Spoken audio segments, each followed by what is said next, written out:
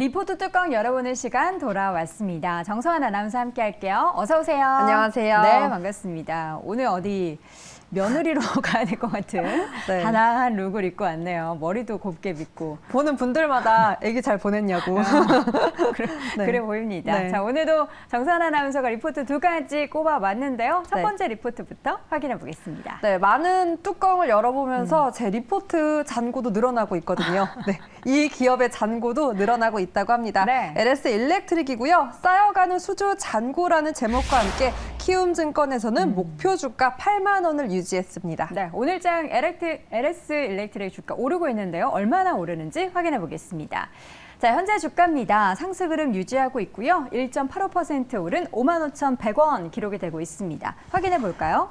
네, LX 일렉트릭의 이 전력 인프라 부분이 호실적을 이끌어주면서 이 4분기 영업이익이 시장 컨센서스를 충분히 충족시킬 수 있을 것이다라는 전망이 나왔습니다. 일단 그럼 그래프 보면서 사업 부문별 전망 체크해 볼게요. 일단 전력과 그리고 자동화 부분부터 짚어볼 텐데요. 짙은 핑크와 베이비 핑크로 표시된 부분이 이 전력과 자동화 부분입니다. 일단 자동화 쪽은 이 전기차의 전동화 라인에 대한 투자 수요가 계속해서 지속이 되고 있기 때문에 성장을 이어갈 수 있다라고 기대할 수 있고요. 특히나 자회사 중에서는 중국 법인의 선전이 돋보이고 있기 때문에 현재 전력기기 판매가 증가할 수 있다면서 이러한 수주 모멘텀이 더욱 강화되고 있다라고 전망을 했습니다.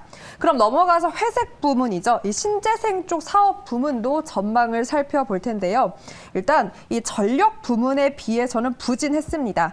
하지만 이러한 부진에서도 벗어날 수 있다라는 진단이 나왔고요.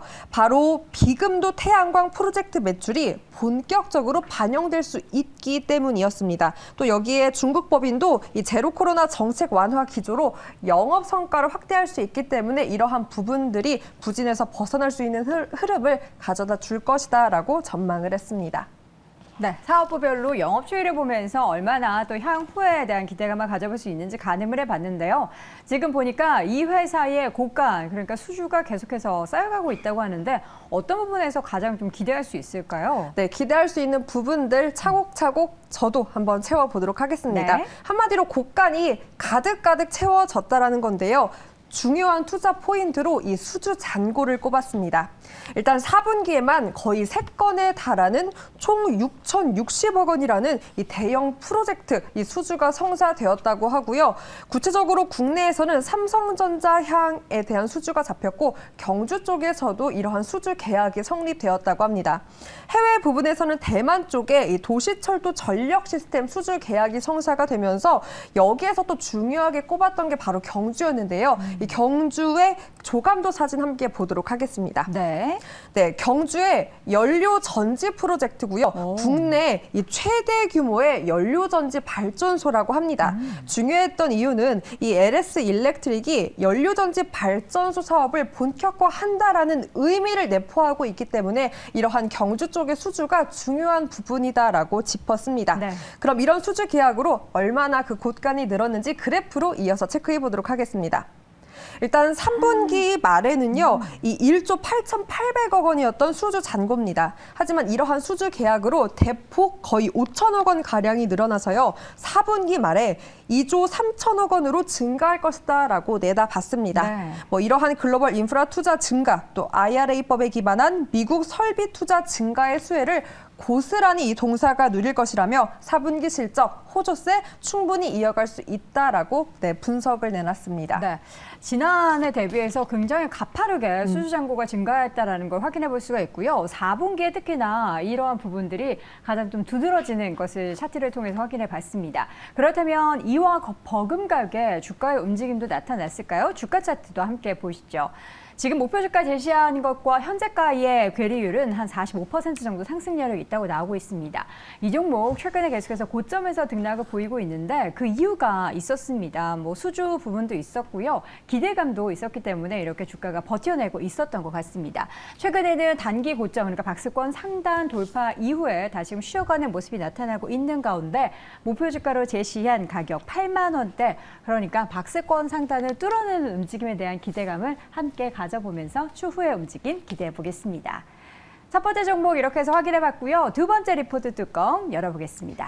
네, 두 번째도 역시나 해외 모멘텀이 있는 기업입니다. 바로 해외 부분의 적자폭을 줄여나가는 움직임을 보이는 뚜껑 풀무원이고요. SK증권에서 이러한 부분을 잘 정리하는 보고서를 통해서 전망 이어가 보도록 하겠습니다. 네, 풀무원 하면 CM송의 그 멘트가 생각나잖아요. 뭔지 알아요? 모릅니다. 바른 먹거리 풀무원 들어보셨죠? 아하. 예, 항상 요 멘트가 생각나는데 바른 먹거리뿐만 아니라 바른 주가의 움직임도 나타나고 있는지 오늘장 주가 확인해 보겠습니다.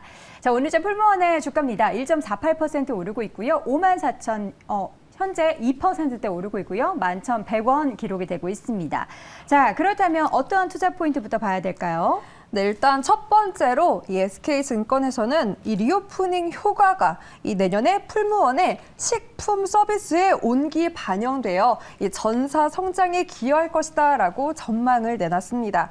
일단 지주를 제외하고 대부분의 사업 부분이 식품 제조 그리고 식품 서비스 유통으로 구성되고 있는데요. 이러한 실적 성장성에 주목해보자라는 보고서 내용이었습니다. 그럼 이런 성장 보여줄 대표작들 안 만나볼 수 없겠죠? 사진으로 함께 볼 텐데요. 익숙한 제품들이 많습니다. 일단 두부 빼놓을 수 없고 두부 좋아요. 제가 요즘 정말 이 실적에 기여하고 있는 게요. 네. 일본 가고 싶은 마음 이 풀무원 낫또로 풀고 있습니다. 낫또 좋아하시는구나. 네, 낫또도 계속해서 매출이 늘어나고 있고 뭐 녹즙이라던가 핫도그, 만두 맛있겠다. 그리고 특히 겨울이라 우동의 매출이 많이 늘어났다고 합니다. 이러한 대표적인 풀무원의 식품들 3분기 실적이 이어가겠죠? 그래프로 체크해 보도록 하겠습니다. 네. 또 점심시간이라 제가 너무 배고픈 사진을 준비했어요. 네, 이런 식품으로 매출액 부분에 대해서는 이 식품, 일단 영업이익을 이렇게 내포하고 있는 식품 제조가 점유율이 54%, 식품 서비스는 24% 정도가 됩니다. 네. 그러니까 대부분이 식품 관련된 업인데 이러한 식품으로 매출액은 전년 동기 대비 12% 정도 상승을 했습니다. 네. 다만 아쉬웠던 건 이 오른쪽 영업이익인데요. 이 영업이익에서는 0.6% 소폭의 감소세를 보였습니다. 이러한 감소는 이 전 사업 부분에서 가장 압박이 심했던 원재료값 상승이었고요. 이 또한 해외 부분에서 적자를 지속해서 보였기 때문에 영업이익 쪽은 다소 부진했던 흐름을 체크가 되었습니다. 네, 사실 두부를 그 미국 국민들이 굉장히 좋아한대요. 그러니까요. 굉장히 이제 좋은 음식으로 좋아하는데 이 팔리긴 했지만 뭔가 이제 마케팅 비용도 많이 발생을 했을 거고 그에 따라서 영업이익률 마진율 자체는 그렇게 크지 않았을 겁니다. 그러나 계속해서 지금 부진하게 나타나고 있는 적자폭 같은 경우에는 좀 개선에 대한 기대감이 있다고 하는데 어떨까요? 네, 식료품 업이지만 적자폭은 열심히 다이어트 중이라고 네. 합니다. 계속해서 줄여나가는 움직임을 보이고 있는데요. 먼저 중국과 일본, 미국을 포함한 해외 모든 국가에서 매출액은 성장을 보였습니다. 하지만 일본과 미국에서 전년 동기 대비 적자폭이 확대가 되며 이 영업이익 쪽의 상승을 제한한 건데요. 그 이유를 살펴보겠습니다. 일단 미국의 경우 이 물류비 상승이 가장 큰 이유로 영업이익이 제한되었습니다. 그리고 일본에서는 제한된 판가 인상이 영업이익 성장을 제한했다라고 보고서에서는 판단하고 있고요. 하지만 이러했던 부분들이 해소될 수 있다라고 합니다. 바로 판관비 추이 그래프 체크해 보도록 하겠습니다. 일단 판관비가 줄어들고 있고요. 그리고 그동안 많이 압박을 했던 원가 부분에서도 어느 정도 안정화를 보이고 있다라고 합니다. 이로 인해서 미국의 적자폭은 이 내년 해상 운임 비용도 감소하고 있고 또 현재 생산량이 계속해서 확대되고 있기 때문에 이로 인해서 앞서 짚었던 영업이익의 제한점들 축소될 수 있다라고 판단을 했고요.